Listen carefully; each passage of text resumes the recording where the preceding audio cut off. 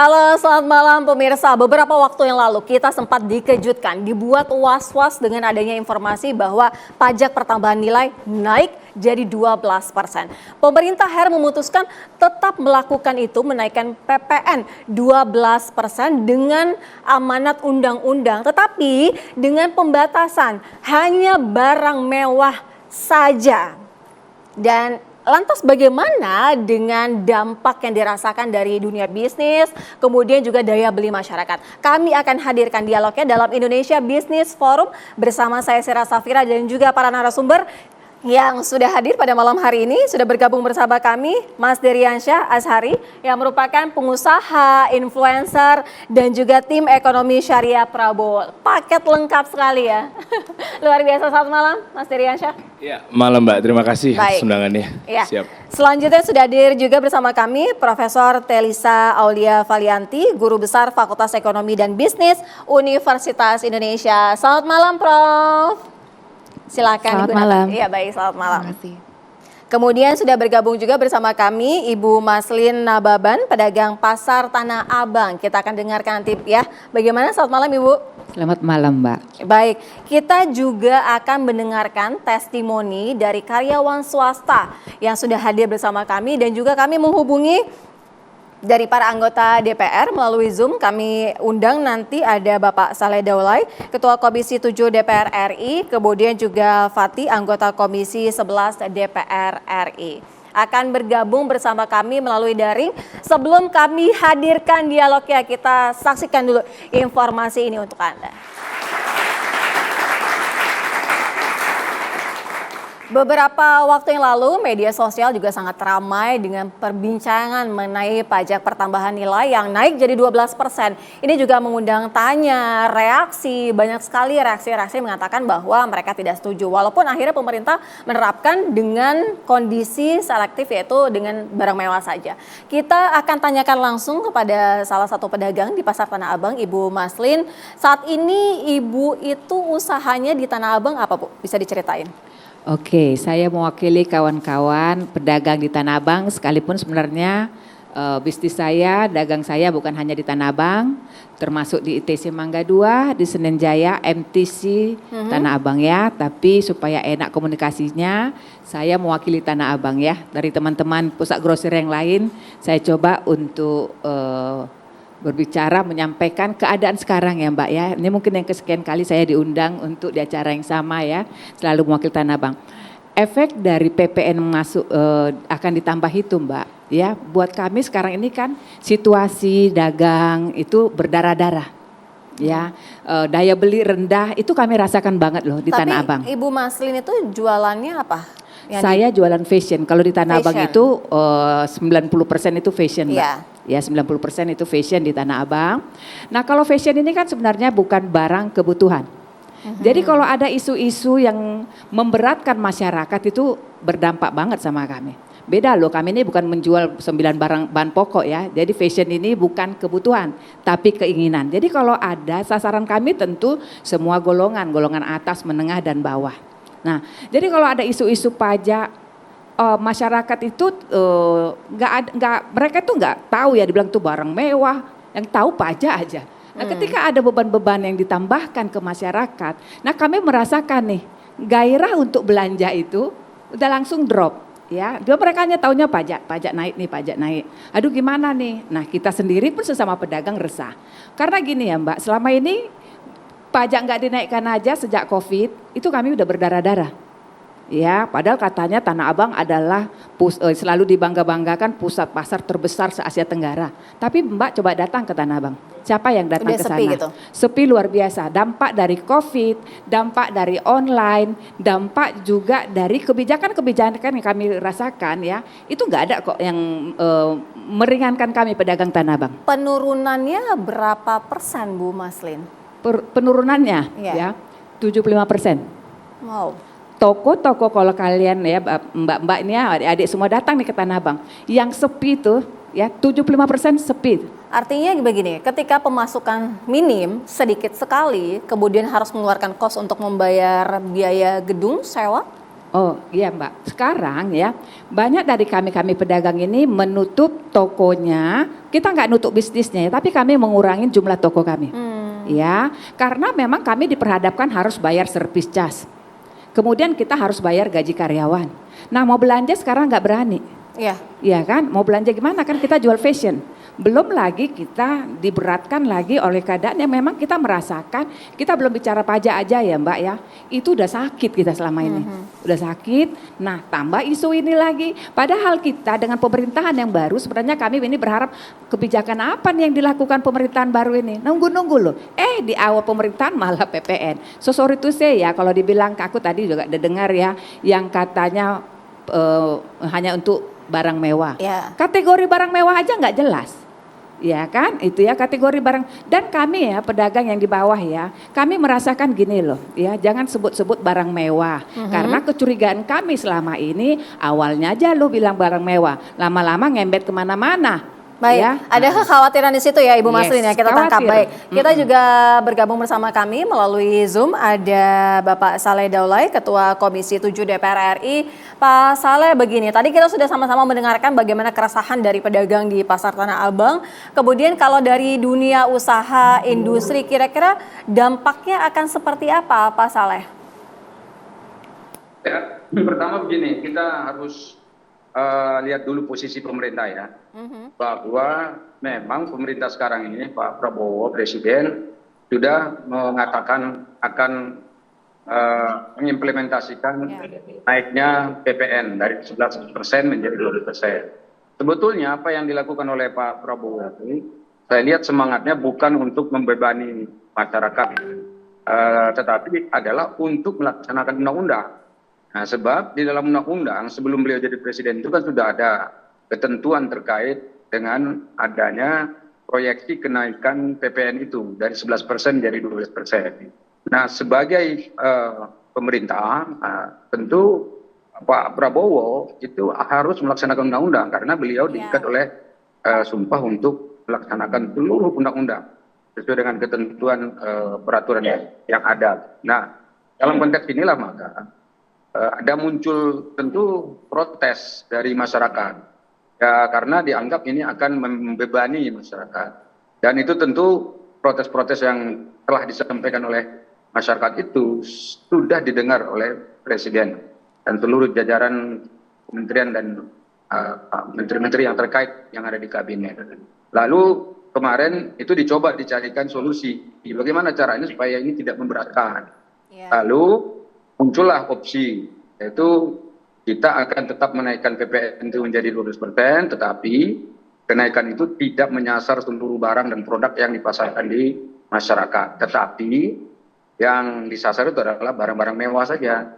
Jadi barang-barang mewah yang memang biasanya itu juga ketersediaannya terbatas dan juga dibeli orang-orang tertentu. Yaitu orang-orang yang mempunyai uang yang kelihatannya dengan begitu dia tidak akan terpaksa untuk membayar 12% gitu. Nah, masalah yang muncul kemudian adalah bagaimana agar tadi seperti yang dikeluhkan, jangan sampai barang mewah itu malah justru melebar. Jadi berubah menjadi katakanlah hampir semua barang kena gitu. Nah, sekarang ini Presiden Prabowo saya dengar sudah memerintahkan kepada Menteri Keuangan dan juga Dirjen Pajak untuk melakukan pembatasan soal barang mewah itu, yaitu membuat kategorisasinya, membuat definisinya, barang mana saja yang dianggap dengan barang mewah, barang mana yang tidak dianggap barang mewah.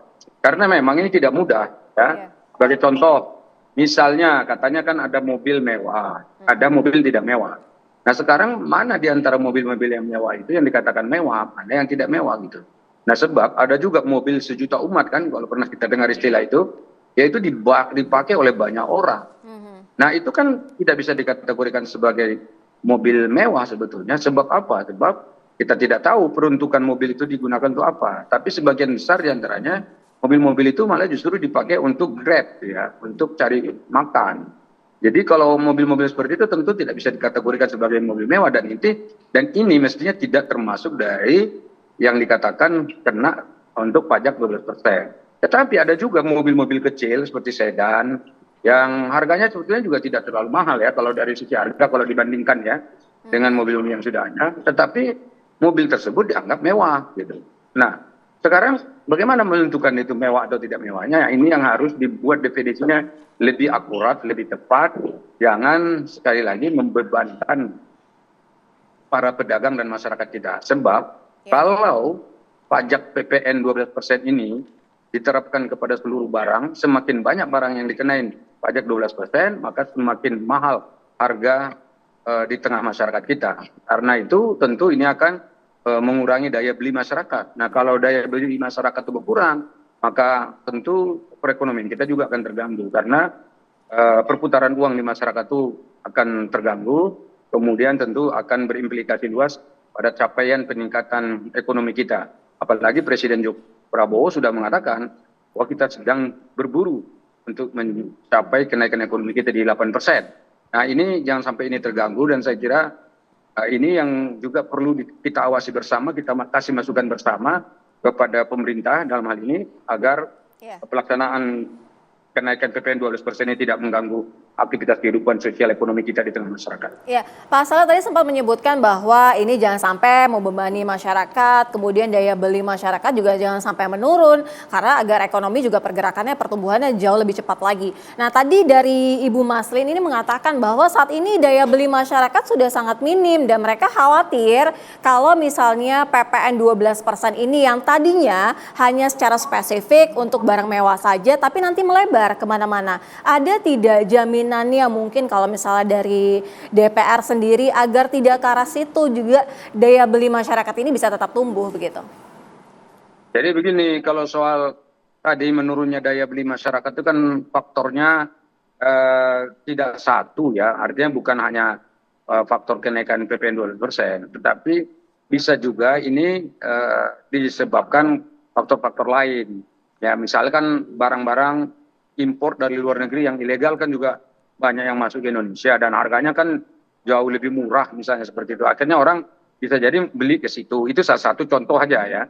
Nah, itu faktor yang lain juga gitu. Tetapi justru memang pemerintah punya tanggung jawab untuk melindungi produsen-produsen lokal kita gitu. Jadi kita jangan sampai matikan industri-industri dalam negeri kita ya di tengah persaingan ekonomi global yang semakin tajam seperti saat ini. Nah, kemudian bagaimana jaminan yang akan kita berikan kepada masyarakat? Ya tentu kita harus mengawasi bersama-sama apa ketentuan-ketentuan yang akan dibuat pemerintah terkait dengan definisi dan juga pembatasan barang mewah itu. Nanti DPR kan punya kewenangan untuk memeriksa tuh. Kira-kira sudah sesuai nggak itu definisi barang mewah yang dimaksud itu? Jika memang ada yang tidak tepat, masyarakat tuh boleh sebetulnya menyampaikan secara langsung pada pemerintah dan juga boleh disampaikan, dititipkan pesannya kepada DPR.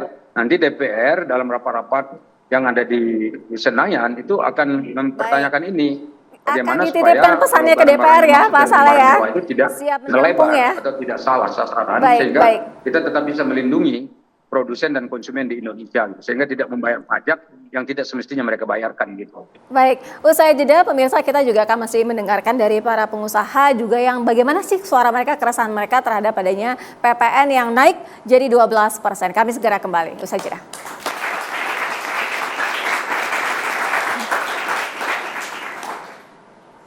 Halo, selamat malam pemirsa. Beberapa waktu yang lalu kita sempat dikejutkan, dibuat was-was dengan adanya informasi bahwa pajak pertambahan nilai naik jadi 12%. Pemerintah akhirnya memutuskan tetap melakukan itu, menaikkan PPN 12% dengan amanat undang-undang, tetapi dengan pembatasan hanya barang mewah saja. Dan lantas bagaimana dengan dampak yang dirasakan dari dunia bisnis, kemudian juga daya beli masyarakat? Kami akan hadirkan dialognya dalam Indonesia Business Forum bersama saya Sira Safira dan juga para narasumber yang sudah hadir pada malam hari ini. Sudah bergabung bersama kami Mas Deriansyah Azhari yang merupakan pengusaha, influencer dan juga tim ekonomi syariah Prabowo. Paket lengkap sekali ya. Luar biasa. Selamat malam Mas Deriansyah. Ya, malam Mbak. Terima kasih atas undangannya. Ya. Siap. Selanjutnya sudah hadir juga bersama kami Profesor Telisa Aulia Valianti, Guru Besar Fakultas Ekonomi dan Bisnis Universitas Indonesia. Selamat malam Prof. Silakan. Selamat malam. Iya baik, selamat malam. Terima kasih. Kemudian sudah bergabung juga bersama kami Ibu Maslin Nababan, pedagang pasar Tanah Abang. Kita akan dengarkan nanti ya. Bagaimana? Selamat malam Ibu.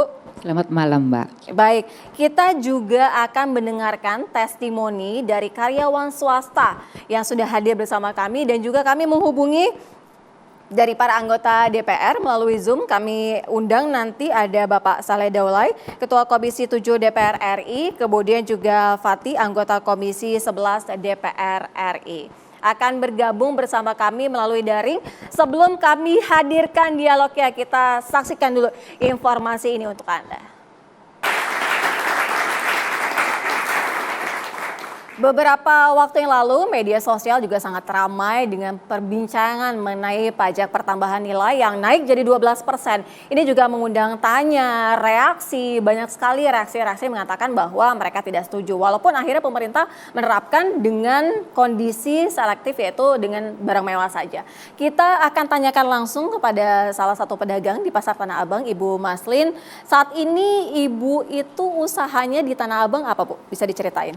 Oke, saya mewakili kawan-kawan pedagang di Tanah Abang, sekalipun sebenarnya bisnis saya, dagang saya bukan hanya di Tanah Abang, termasuk di ITC Mangga 2, di Senen Jaya, MTC Tanah Abang ya. Tapi supaya enak komunikasinya, saya mewakili Tanah Abang ya. Dari teman-teman pusat grosir yang lain, saya coba untuk berbicara, menyampaikan keadaan sekarang ya Mbak ya. Ini mungkin yang kesekian kali saya diundang untuk di acara yang sama ya, selalu mewakili Tanah Abang. Efek dari PPN masuk akan ditambah itu Mbak ya. Buat kami sekarang ini kan situasi dagang itu berdarah-darah ya. Daya beli rendah itu kami rasakan banget loh di Tanah Abang. Tapi Ibu Maslin itu jualannya apa?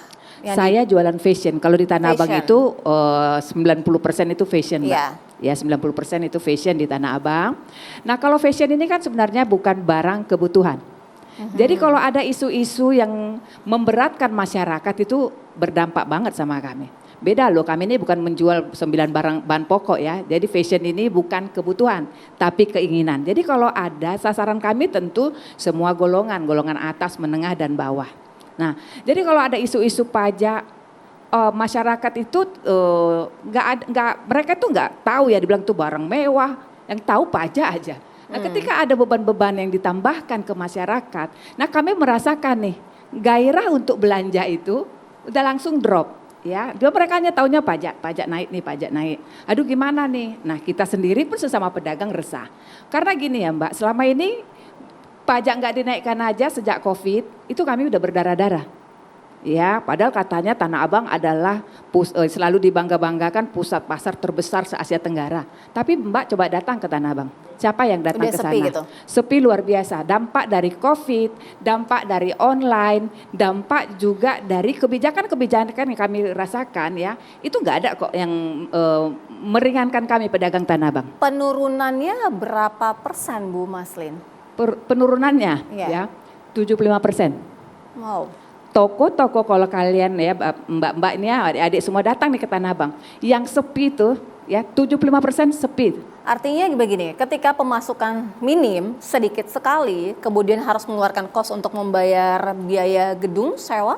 Oh iya Mbak, sekarang ya banyak dari kami pedagang ini menutup tokonya. Kita nggak nutup bisnisnya, tapi kami mengurangi jumlah toko kami. Ya, karena memang kami diperhadapkan harus bayar servis cas. Kemudian kita harus bayar gaji karyawan. Nah mau belanja sekarang nggak berani. Iya. Iya kan, mau belanja gimana kan kita jual fashion. Belum lagi kita diberatkan lagi oleh keadaan yang memang kita merasakan, kita belum bicara pajak aja ya Mbak ya. Itu udah sakit kita selama ini.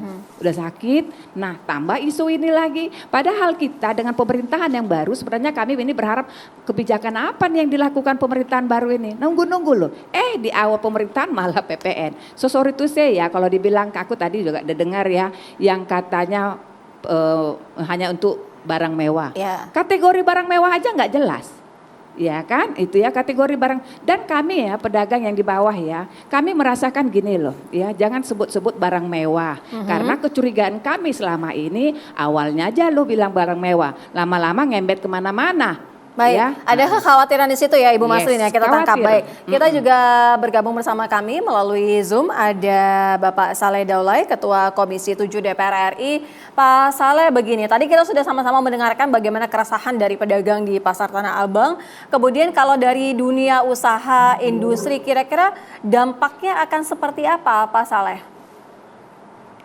Ya, pertama begini, kita harus lihat dulu posisi pemerintah ya, bahwa memang pemerintah sekarang ini Pak Prabowo Presiden sudah mengatakan akan mengimplementasikan naiknya PPN dari 11% menjadi 12%. Sebetulnya apa yang dilakukan oleh Pak Prabowo ini, saya lihat semangatnya bukan untuk membebani masyarakat, tetapi adalah untuk melaksanakan undang-undang. Nah, sebab di dalam undang-undang sebelum beliau jadi presiden itu kan sudah ada ketentuan terkait dengan adanya proyeksi kenaikan PPN itu dari 11% jadi 12%. Nah, sebagai pemerintah, tentu Pak Prabowo itu harus melaksanakan undang-undang karena beliau diikat oleh sumpah untuk melaksanakan seluruh undang-undang sesuai dengan ketentuan peraturan yang ada. Nah, dalam konteks inilah maka ada muncul tentu protes dari masyarakat ya, karena dianggap ini akan membebani masyarakat, dan itu tentu protes-protes yang telah disampaikan oleh masyarakat itu sudah didengar oleh Presiden dan seluruh jajaran kementerian dan menteri-menteri yang terkait yang ada di kabinet. Lalu kemarin itu dicoba dicarikan solusi bagaimana caranya supaya ini tidak memberatkan. Lalu muncullah opsi, yaitu kita akan tetap menaikkan PPN itu menjadi 12%, tetapi kenaikan itu tidak menyasar seluruh barang dan produk yang dipasarkan di masyarakat. Tetapi yang disasar itu adalah barang-barang mewah saja. Jadi barang-barang mewah yang memang biasanya itu juga ketersediaannya terbatas dan juga dibeli orang-orang tertentu. Yaitu orang-orang yang mempunyai uang yang kelihatannya dengan begitu dia tidak akan terpaksa untuk membayar 12% gitu. Nah, masalah yang muncul kemudian adalah bagaimana agar tadi seperti yang dikeluhkan, jangan sampai barang mewah itu malah justru melebar. Jadi berubah menjadi katakanlah hampir semua barang kena gitu.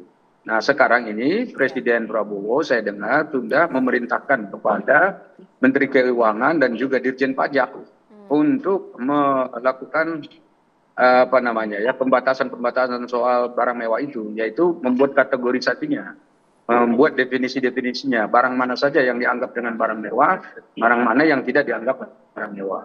Karena memang ini tidak mudah, ya. Sebagai contoh, misalnya katanya kan ada mobil mewah, ada mobil tidak mewah. Nah, sekarang mana di antara mobil-mobil yang mewah itu yang dikatakan mewah, mana yang tidak mewah gitu.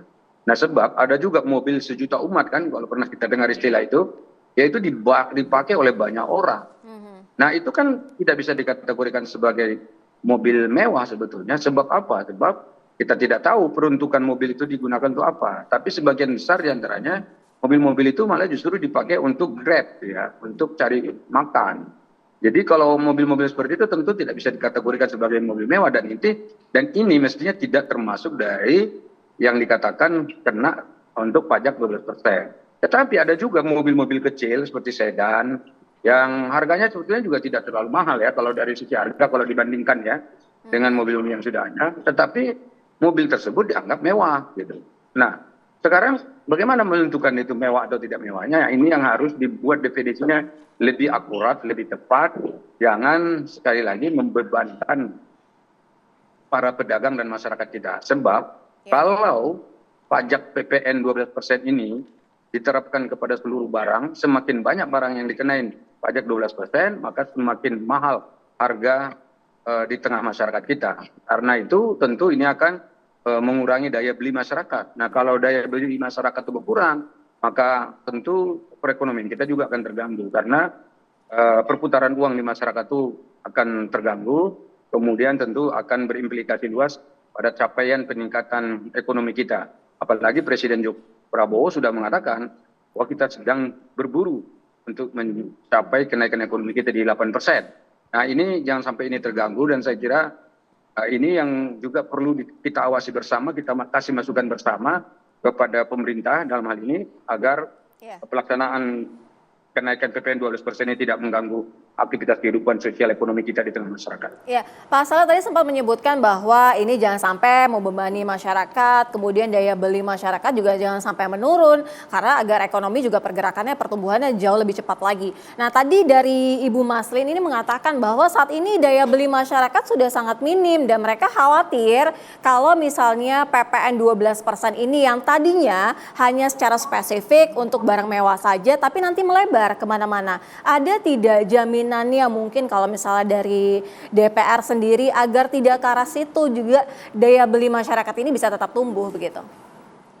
Jadi begini, kalau soal tadi menurunnya daya beli masyarakat itu kan faktornya tidak satu ya, artinya bukan hanya faktor kenaikan PPN 12%, tetapi bisa juga ini disebabkan faktor-faktor lain.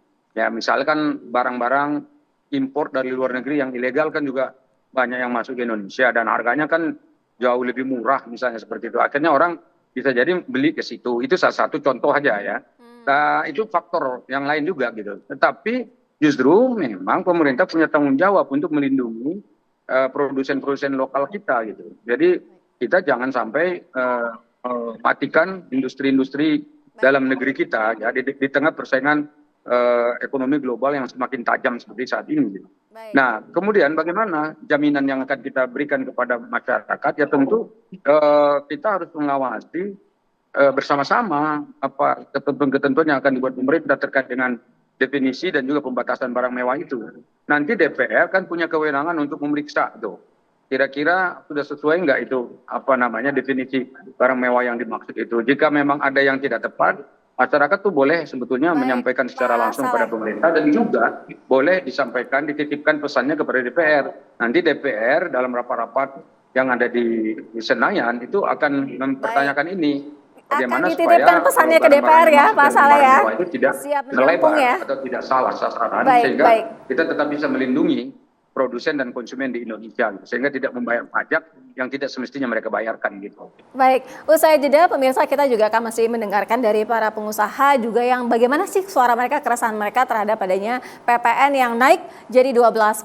Kami segera kembali usai jeda. Terima kasih Anda masih bersama kami dalam Indonesia Business Forum. Kita lanjutkan dialog. Saya ingin ke paket lengkap yang sudah hadir di sini. Narasumnya luar biasa loh. Paketnya paket lengkap banget. Anggota Kadin juga, kemudian influencer, pengusaha, dan juga dari tim ekonomi syariah Prabowo. Tapi boleh tidak kita kesampingkan dulu ya dari pemerintahnya. Kita dengarkan suara pengusaha dalam merespon bahwa PPN ini naik 12%. Ya, terima kasih Mbak. Memang agak berat ya untuk menyampingkan bahwa setengah badan saya ada di pemerintah. Karena satu paket ya. Setengah badan saya ada di pengusaha gitu ya. Tapi izin Prof ya, Ibu juga izin ya. Gini, kita coba objektif lah Mbak. Kita kembalikan kepada hakikatnya ekonomi. Jadi ekonomi ini siklusnya kan kebagi menjadi dua. Ada kontraksi, ada ekspansi. Kontraksi gimana? Aktivitas pertumbuhan ekonominya menurun. Ekspansi, aktivitas pertumbuhan ekonominya meningkat. Nah, siapa yang beraktivitas? Ada 3 komponen. Pemerintah, produsen, konsumen. Oke, nah ini bermain nih. Jadi perdagangan terjadi, daya beli dan lain sebagainya sehingga perputaran ekonomi. Nah, pemerintah di mana perannya? Nggak bisa kita masuk ke yang bukan haknya. Nah, pemerintah itu balance, tengah-tengah, moderasi. Ini pemerintah. Nah, dia harusnya memberikan satu kontrasiklus lah bisa dibilang begitu ya. Mungkin aku dari sudut pandang ekonomi ya. Nah, jadi sabar, jangan buru-buru reaktif nih. Oke? Nah, dari sini kita lihat. Betul, terjadinya memang sekarang ya izin pastilah ini mengalami kontraksi yang besar-besaran gitu ya. Betul tadi Ibu katakan pedagang Tanah Abang daya beli menurun apa segala macamnya itu memang kontraksi. Besar ya. Ya. Nah, cuma tadi mungkin izin saya jawab tadi kan Ibu di pedagang Tanah Abang sempat reaktif dengan berkata bahwa nah ini peraturannya barang-barang mewahnya nggak jelas yang mana. Sebenarnya udah ada Bu dari peraturan Menteri Keuangan di nomor 141 PMK 010 2021 itu jelas. Ada kok Bu gitu kalau misalnya mau dibaca itu ada di pasal 2 ayat 1 ada. Pasal yang sama ayat 3 ada. Bab 5 pasal 2 ayat A ada. Pasal 23-nya juga ada. Itu jelas semuanya bahwa Isinya iya, barang mewah saja, apa tidak aja. akan merembet kemana-mana, Ya, yang ya. seperti yang dikhawatirkan. Betul. Nah makanya, yang akhirnya menjadi keresahan bahwa presiden kita ini kan apa ya? Ya berdasarkan undang-undang. Amanat Oke? undang-undang. Iya, undang-undang nomor berapa sih? Di tahun 2025, undang-undang nomor 7. Nah, yang diterbitkan tahun 2021 itu jelas bahwa memang ada yang namanya HPP lah bisa dibilang. Harmonisasi Peraturan Perpajakan. Ya memang harus dinaikin. Nah tapi jangan buru-buru reaktif buat kawan-kawan usaha. Saya juga pelaku usaha gitu kan. Saya juga di Kadin dan lain sebagainya gitu kan. Saya juga tim khusus Kementerian Ekonomi Kreatif gitu ya. Jadi dalam hal ini adalah kita harus clear dulu nih. Mana nih yang akhirnya menjadi apa ya. Dalam tanda kutip kalau bahasa saya korban likuiditas. Jadi kan pemerintah nggak boleh tuh merampok likuiditasnya masyarakat. Gimana sih maksudnya harusnya memberikan subsidi untuk yang Iya. bawah gitu ya. Harusnya memberikan likuiditas, menurunkan pajak. Nah itu nggak semena-mena memang ada aturan mainnya. Nah kita kembalikan, nah ternyata apa sih yang kena nih di barang mewahnya apa gitu kan. Nah ini mungkin ya kan itu udah haknya Ibu Menteri. Jadi artinya mungkin kalau saya baca aja gitu ya. Nah artinya jelas nih, itu kan dari mobil yang silindernya di atas 3.000 sampai 4.000 cc. Ya. Ada di situ. Kendaraan motor yang di atas, motor roda 2 ya, itu di atas 250 sampai 500 cc. Kendaraan mobil juga yang penumpangnya kurang dari 10. Itu kan clear semua. Nah itu memang, nah artinya kalau coba saya sedikit copot lepas baju pemerintahnya, tapi saya masuk ke pengusaha memang iya. Betul, saya mungkin akan katakan salah pemerintah atau mungkin salah Pak Presiden menyerang ke semua segala sisi untuk dipajakin. Tetapi cerdasnya presiden kita semua itu nggak bisa langsung serta-merta langsung, oke kamu kena, kan kebagi menjadi 4 lini kan usaha kan, mikro, kecil, menengah, makro gitu kan. Nah artinya yang jual-jual barang-barang mewah aja. Jadi Yang berdampak langsung hanya yang menjual barang-barang mewah saat jelas, ini ya. Jelas. Nah makanya nggak bisa tiba-tiba mungkin yang kecil udah, ya kita tahu lah sekarang kontraksi yang tadi ada daya beli menurun, masa mau dirampok juga gitu kan artinya ya berbahaya malah jadinya kan gawat apalagi 64,7 juta UMKM yang tersebar, kontribusi 97%, ini kan UMKM ini kan penggerak ekonomi. Jadi ya mungkin dalam tanda kutip ya nggak sebodoh itu juga presiden kita gitu. Ya nggak mungkin lah langsung main asal-asalan seperti itu. Nah makanya saya juga kena dampaknya, oke saya pengusaha nih, sebentar santai kita cek dulu nih. Oh mungkin saya di menengah gitu, oh mungkin ini, oh ya alhamdulillah. Nah gitu sih mungkin, jadi artinya jangan dulu buru-buru reaktif. Saya mengajak buat teman-teman pengusaha gitu kan, dalam arti yang mungkin langsung negatif ini salah. Walaupun begini Mas Dery, Iya. kita tahu ada potret masyarakat yang ternyata mereka punya khawatiran yang luar biasa besar, khawatir kalau akan terjadi pelebaran dari PPN 12% ini, tidak hanya di barang mewah gitu. Iya. Kita nanti juga akan dengarkan testimoni ya dari salah satu yang terkena dampaknya. Tapi kita langsung lanjut juga ke anggota DPR yang juga bagaimana ini setelah dari kita masih tergabung bersama dengan Ketua Komisi 7 DPR ya Pak Saleh. Pak Saleh, begini kalau misalnya kita berbicara mengenai dengan apa yang terjadi pada saat ini, Pak Saleh sudah ada aktivitas selanjutnya. Kita hadirkan ada Mas Fatih, anggota Komisi 11 DPR. Mas Fatih, begini, kalau misalnya kita berbicara mengenai investasi, kemudian apa yang dirasa saat ini, perusahaan-perusahaan ini kan juga penuh kekhawatiran dong bagaimana mereka bisa berinvestasi kalau PPN saja ini naik 12% begitu. Ya, saya kira harus dilihat secara lebih luas. Kenaikan PPN ini walaupun sebelumnya kita berharap bahwa ada penundaan kenaikan PPN, namun kita percayakan kepada pemerintah bahwa kenaikan PPN menjadi 12% bagi barang-barang mewah ini memang upaya pemerintah untuk meningkatkan pendapatan negara. Namun demikian juga harus diimbangi dengan mitigasi dampak pada daya beli masyarakat. Tadi sudah disampaikan sebelumnya bahwa memang kita tidak bisa melihat bahwa 12% ini seperti sebuah malapetaka gitu. Iya. Tapi 12% ini harus dipandang bahwa yang terkena peningkatan PPN 12% ini adalah hanya untuk barang-barang mewah.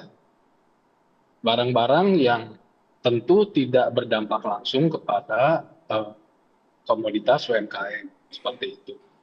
Tadi sudah dijelaskan juga bahwa rumah-rumah yang dikenakan 12% ini adalah kelompok hunian mewah seperti apartemen, kondominium, townhouse, dan sejenisnya. Dengan harga jual, kalau tidak salah lebih dari 30 miliar, kan gitu. Kemudian juga mobilnya juga mobil yang dengan kapasitas mesin besar, kan gitu. Sehingga memang kita harus melihat ini secara utuh ya Mbak ya. Jangan dilihat bahwa PPN 12% ini akan membuat segala sesuatunya menjadi acak-acakan. Kita harus ingat juga bahwa dalam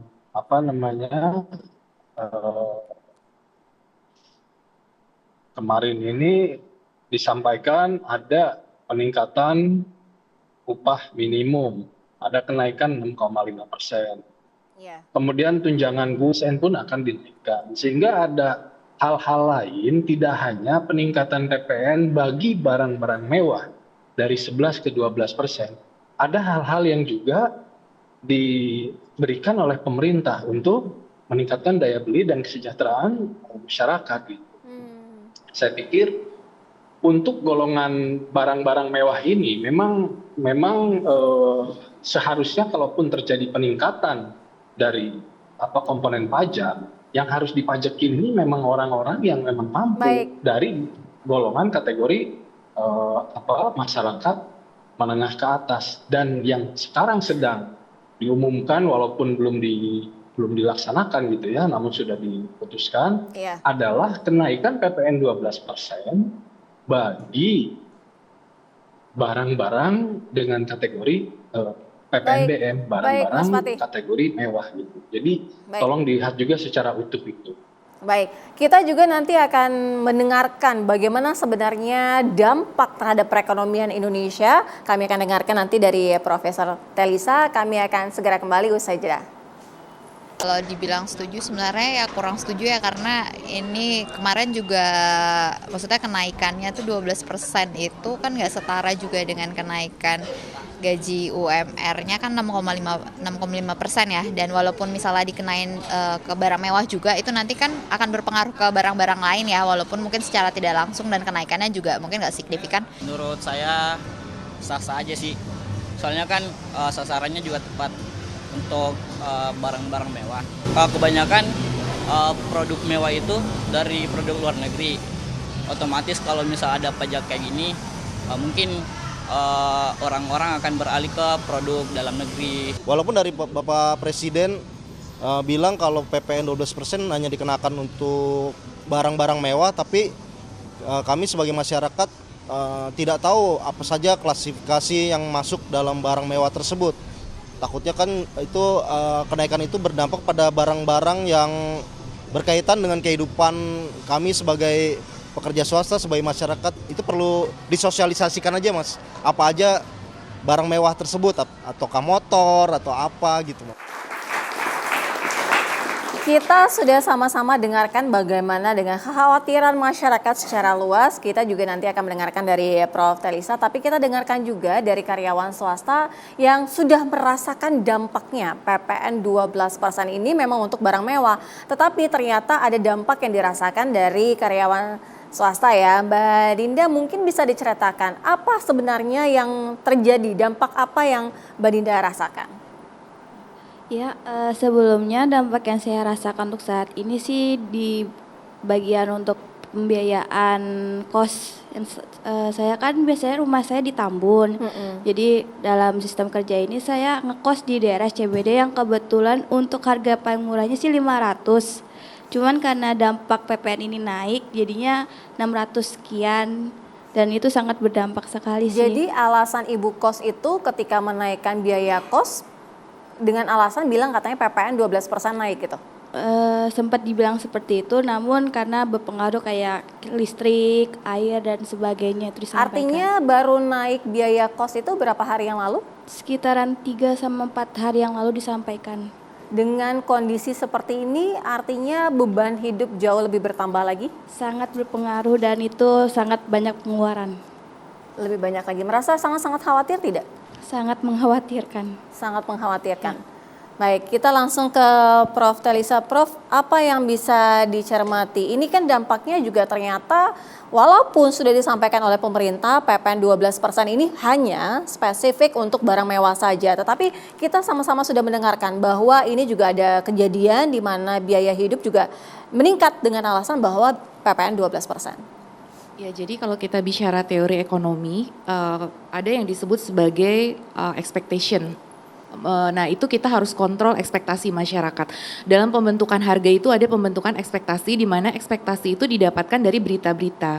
Karena berita sebelumnya, PPNBM kan baru belakangan bahwa akan ke barang mewah saja. Sebelumnya kan pemerintah tetap menyatakan bahwa akan menaikkan PPN. Nah, itu sudah di price in oleh para pengusaha. Jadi pelaku ekonomi itu biasanya forward looking, pelaku-pelaku usaha. Nah, jadi karena mereka sudah price in, jadi ya udah kita naikkan saja sebagai antisipasi, karena kan pengusaha biasanya juga nggak mau rugi kan, jadi ada expectation itu, dan itu dalam teori ekspektasi inflasi itu memang ada. Nah, itu yang harus dikontrol dengan cara apa? Sosialisasi kepada masyarakat bahwa ini jadinya tidak jadi seluruhnya. Nah, itu karena seringkali antara satu harga dengan harga barang lain, ini kan kalau ekonomi itu saling terkait biasanya. Nah, itu yang harus kita mitigasi impact spillover-nya dari satu harga ke harga lain, karena orang menganggap bahwa ya ini keseluruhan. Nah, meskipun tadi sudah jelas bahwa ini akan diklasifikasikan hanya kepada barang mewah, namun karena awalnya informasinya itu akan naik, ini kan baru terakhir saja akan disampaikan kepada barang mewah, tapi itu sudah terlanjur tersebar sehingga masyarakat mungkin belum mengupdate atau kemudian sudah memprice in tadi. Jadi itu yang memang makanya harus hati-hati banget dalam pengumuman kebijakan, karena itu tadi akan mempengaruhi ekspektasi. Nah, sekarang bagaimana caranya? Ya harus dilakukan sosialisasi tadi dan kesadaran juga bahwa kalau misalkan itu dilakukan, ya itu kan otomatis nanti dari demand-nya akan berkurang ya. Misalkan tadi seperti kasus kos-kosan tadi ya mungkin orang akan mengurangi, ya artinya atau mungkin akan pindah mencari kos yang lebih murah dan sebagainya, karena pelaku ekonomi kan biasanya melakukan upaya-upaya untuk memitigasi ya dampak yang ditimbulkan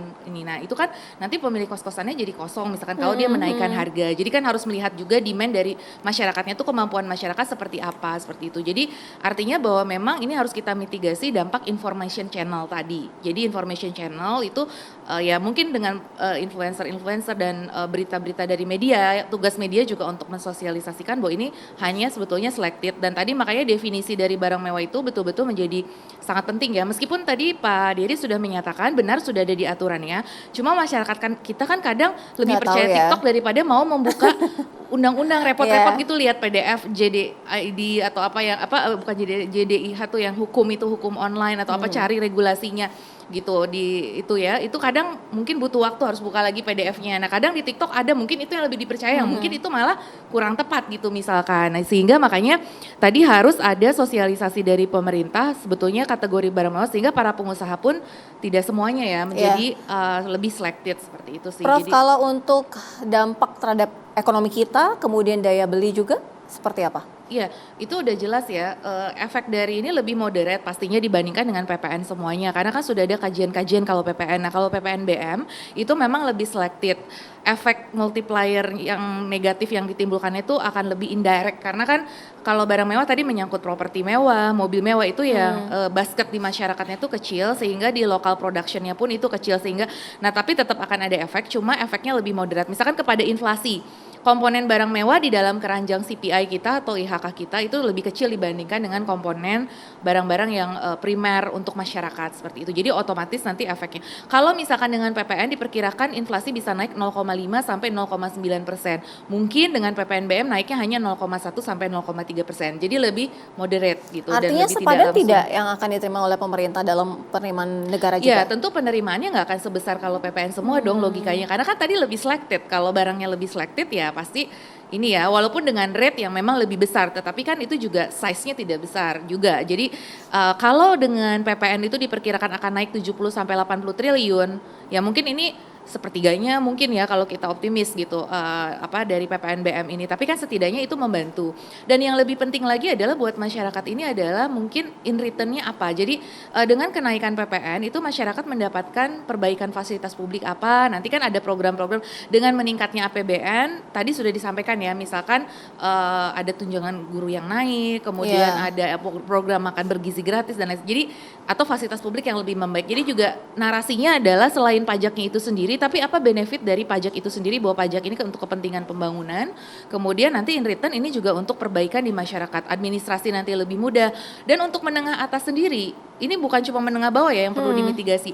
Menengah atas sendiri misalkan dengan adanya peningkatan pendapatan pemerintah bisa lebih baik lagi dalam memberikan layanan dan perizinan usaha misalkan. Nah, karena menengah atas ini biasanya pengusaha-pengusaha yang butuh perizinan juga supaya mereka bisnisnya lancar sehingga mereka bisa membayar PPNBM yang lebih mahal. Jadi artinya harus ada in return-nya. Jadi benefitnya apa? Karena kita bicara insentif dan disinsentif, reward dan punishment. Jadi karena agen ekonomi akan selalu merespon kepada insentif disinsentif tersebut. Jadi makanya perlu holistik lah melihatnya. Jadi betul tadi saya setuju banget bahwa kita jangan lihat hanya satu. Tadi berbagai macam, kalau yang saya simpulkan dari Pak Dery, Ibu yang tadi di Tanah Abang, kemudian Mbaknya tadi di kos-kosan, dan dari DPR sendiri, bahwa memang kalau kita lihat kebijakan tuh nggak bisa lihat parsial, kita harus lihat secara komprehensif sebagai suatu framework. Pada saat ini tuh ada apa aja? Sekarang lagi ada kontraksi karena global, karena macam-macam, domestik juga pasca COVID, kita belum sembuh scaring efek dari pandemi. Nah kemudian ada PPN ini.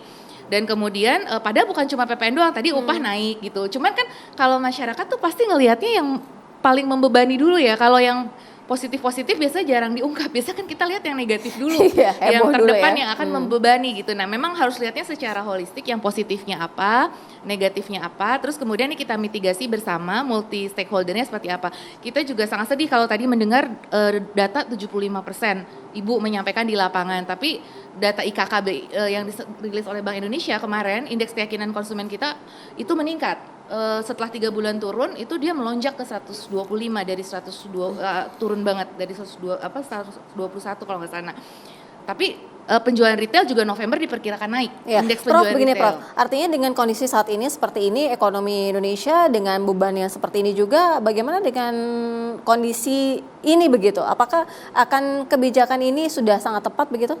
Ya, kalau kita bicara dalam teori, ada kebijakan tuh first best policy, ada second best policy. Nah, ada third best. Nah, Indonesia itu jarang bisa dapat yang first best. Itu dalam teorinya, karena apa? Banyak constraint-nya kita. First best-nya semua pengusaha pasti pengen pajak itu rendah.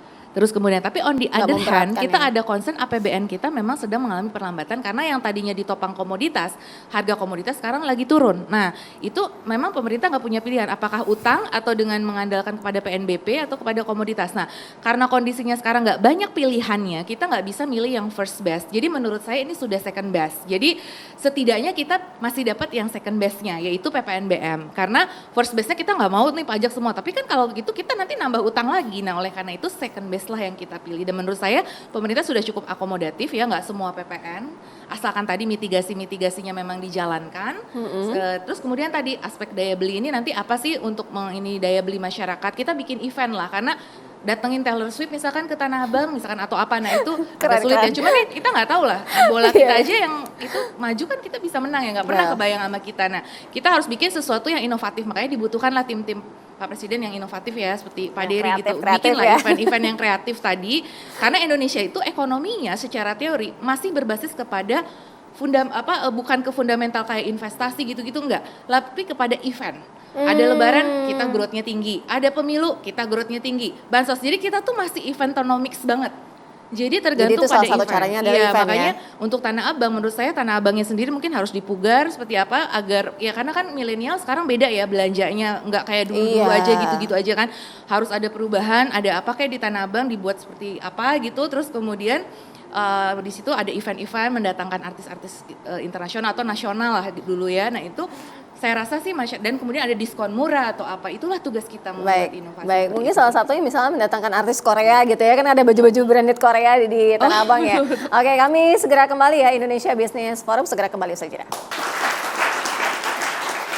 Terima kasih Anda masih bersama Indonesia Business Forum. Saya ingin ke Mas Fatih. Mas Fatih, kalau kita sudah tadi mendengarkan juga dari Profesor Telisa yang menjelaskan bahwa ada beberapa pointers-pointer, salah satunya bagaimana cara menghidupkan lagi salah satunya Tanah Abang dengan event-event. Nah, artinya begini, kalau dari kebijakan DPR sendiri melihatnya apa yang bisa menjadi solusi agar masyarakat yang saat ini sudah terbebani, tadi apa yang disampaikan oleh salah satu teman kita yang ada di sini gitu ya, dan bagaimana supaya tidak semakin terbebani lagi? Iya, langkah-langkah itu sebetulnya sudah dilakukan oleh pemerintah, bahkan sebelum adanya kenaikan PPN 1% bagi barang-barang mewah dari 11 sampai 12%. Kita tahu bahwa baru-baru ini ada kenaikan 6,5% dari UMP dan UMK kan gitu. Kemudian guru juga yang non ASN tunjangannya dinaikkan dari 1,5 juta menjadi 2 juta. Guru ASN pun seperti itu. Nah, ini adalah upaya-upaya sebetulnya untuk meningkatkan daya beli dan kesejahteraan dari masyarakat, sehingga diharapkan jika memang daya beli meningkat, nah, tadi itu orang jadi bisa belanja lagi kan gitu. Ya. Namun begini, saya dari tadi ini kan mendengarkan juga ada yang ngekos dari 500.000 jadi 600.000. Betul. Sebetulnya kenaikan PPN ini bagi barang-barang mewah.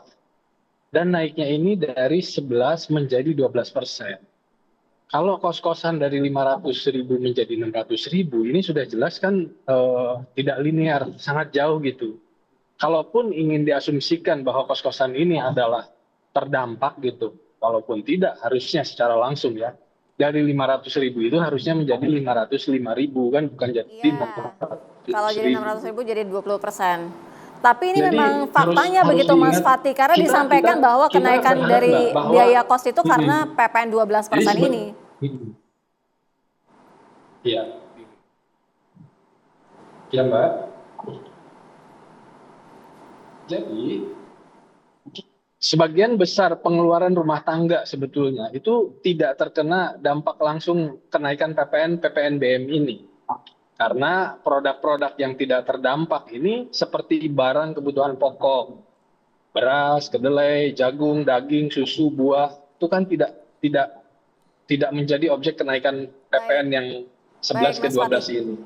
Layanan kesehatan, sosial, pendidikan, transportasi umum juga nggak naik. Baik, Mas Makanan, Fatih. minuman juga nggak naik kan gitu. Sehingga harus dipahami betul oleh masyarakat bahwa memang yang naik dari 11 ke 12 PPN-nya ini adalah betul-betul barang-barang mewah dan bukan komoditas daripada masyarakat menengah ke bawah. Baik, Mas Fatih, kita juga dengarkan dari Mas Dery tadi ada beberapa hal yang sempat disampaikan oleh Profesor Telisa yang menjelaskan bahwa ekonomi Indonesia, kemudian juga kondisi daya beli masyarakat, ada event-event juga yang disampaikan bisa menjadi salah satu antisipasi. Ya memang kita lihat ya, ini menurut pandangan saya aja ya, bahwa kenapa juga Pak Menteri BUMN, Pak Erick Thohir juga diperpanjang, karena memang kalau dari saya idenya juga cemerlang gitu kan, berdasarkan surat keputusan dari Kementerian BUMN saat yang lalu, yang Pak Erick yang pertama kemarin, itu naro, ini sahabat saya gitu kan, Leo gitu kan, Leonard itu yang menjadi, di co-founder di Bright Spot, co-founder juga di Goods Dap, yang mungkin anak-anak muda tahu ya, ditaruh menjadi komisaris Sarinah. Ya, Dewan Komisaris Sarinah. Lihat sekarang kondisi Sarinah kan jadi remaja, ya jadi asik bisa juga buat dong nongkrong. dibikin di Tanah Abang. Itu maksud saya adalah saya juga bersama Bang Menteri Teuku Rifki gitu ya di Kementerian Ekonomi Kreatif gitu kita menyusun. Makanya tadi kan Prof juga sempat singgung mengenai ini harusnya konten-konten kreator juga bisa menyuarakan. Jadi orang-orang sekarang malas baca undang-undang misalnya segala macamnya. Nah doain aja mudah-mudahan kita lagi mau bentuk karena konten kreator nggak ada payungnya. Sekarang ini lagi besok kita ketemu ada Bang Menteri Teuku Rifki gitu di Kementerian Ekonomi Kreatif, ada Raffi Ahmad, Deddy Kobuzier, ada saya, ada Ferry Irwandi dan kawan-kawan lah pelaku konten kreatif gitu ya. Nah itu makan kita mau mendorong bisa membisik-bisikin nih di pemerintah, taruh orang ini di Tanah Abang, bikin sesuatu. Jadi menurut saya Bu Maslim sabar Bu, tenang, kita lagi berjuang kok buat kawan-kawan di Tanah Abang. Kita tunggu, kita Siap. nantikan janjinya ya. Kita dengarkan juga dari Bu Maslim, silakan apa yang ingin disampaikan kepada pemerintah, mumpung ada Mas Dery. Oke ya, Tanah Abang itu adalah pusat grosir. Mas Dery harus sadar ya. beda banget dengan Sarina. Ya, Sarina itu retail. Kita nggak butuh dibuat event-event di sana. Ya, jadi saya 25 tahun Mas di bisnis ini. Saya paling tahu lah tentang Tanah Abang. Ya, kita nggak membutuhkan event. Jadi apa Bu yang, yang paling paling dibutuhkan untuk kami grosir di Tanah Abang itu yang spesifik ya. Satu, ya, itu service charge mahal.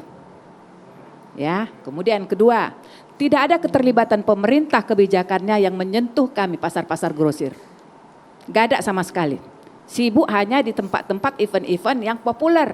Apa itu yang populer? Sarina. Populer kan dilihat orang, Tanah Abang enggak. Kami ini berjuang masing-masing Mas. Ya, kita butuh sebenarnya adalah yang konkret. Ya, kalau mau bicara tentang Tanah Abang, bicara seperti ke kami. Saya juga konten kreator. Ya, jadi kita enggak butuh seperti itu.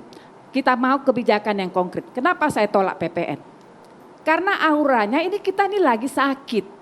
Tiba-tiba ada keputusan-keputusan yang seperti itu. Itu membuat kita tuh bereaksi negatif.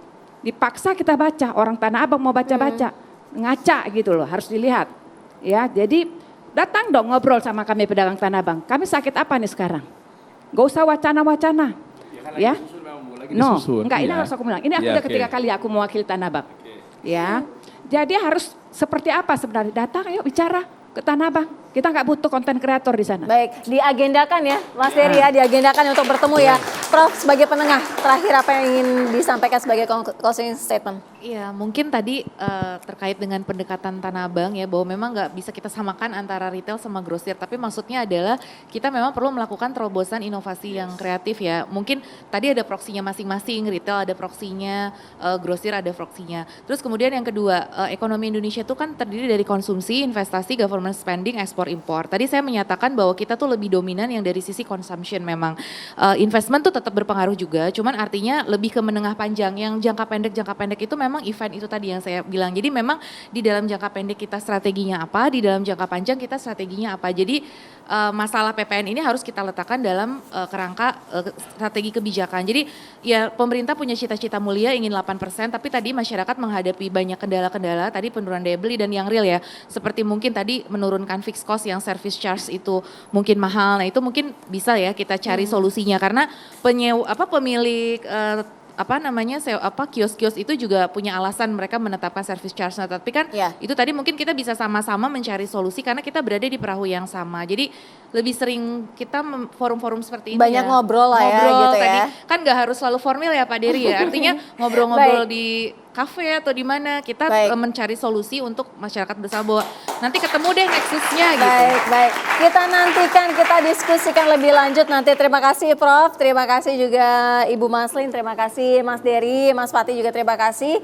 Kami sudahi juga, terima kasih juga mahasiswa yang sudah hadir dari Universitas Bakri sudah bergabung bersama kami di Indonesia Business Forum. Mewakili kru bertugas saya Sira Safira pamit undur diri. Terima kasih, sampai jumpa.